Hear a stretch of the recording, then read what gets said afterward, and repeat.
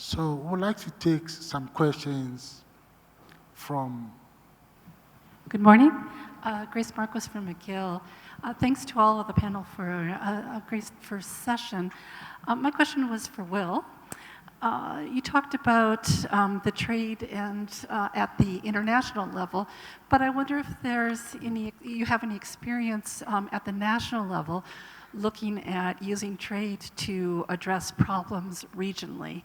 And if not, is there a call for better data perhaps needed at the national level? Thanks.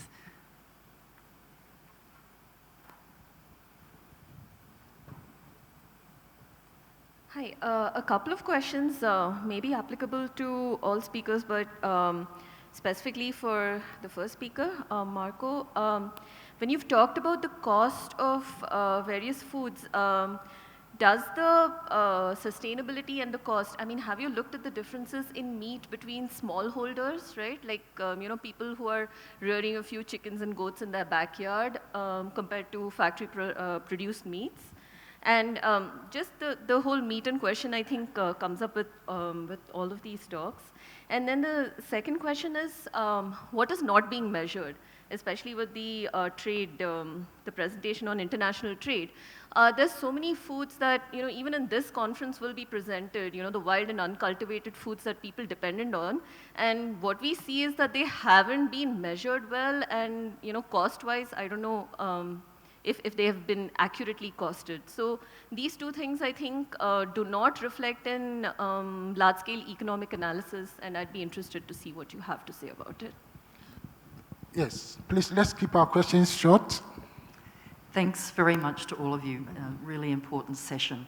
My first question is to Marco, and it's a really important topic, and following on from my colleagues' comments here, it's hard for me to know how to interpret the result if the production systems are not mentioned. Across the world, farmers are working to move from extractive agriculture to regenerative agriculture, where you can get carbon sequestration, you decrease the loss of topsoil, decrease eutrophication, and improve water retention. So my question is, what would your data look like if you were to actually use data relating to regenerative agriculture practices? My second question is to Will, and my question to you is, what would your data look like if you took agricultural subsidies into account? We know with the SDGs, the Sustainable Development Goal 2, one of the key indicators is reducing agricultural subsidies. So for North America and for Europe, your subsidies and the impact of dumping on farmers, how would your calculations change if you took that into account? Thank you. Thank you. Yes. Thank you. My question's for Rebecca. My name's Jodie Harris. I also work on food and nutrition in Zambia. So I wonder if you have any ideas on what the indicator of female decision makers is reflecting. Is it female-headed households such as widows, or is it empowered women working alongside their husbands, or both? And therefore, what is that indicator telling us about who needs to be supported and how they need to be supported? Thank you very much. Now let's go to our panelists. Let's start from Marco. Yeah, thanks a lot for the questions. So the first one was on the difference in sustainability between smallholder and industrial farmers. Well, in our analysis, we use country-level footprints to test what the sustainability of those different dietary patterns were. We did that in a previous paper. So in what I presented to you, I just took basically as given that we have a set of analyses that look at both at the health and the environmental impacts of those 4 different dietary patterns that I looked at.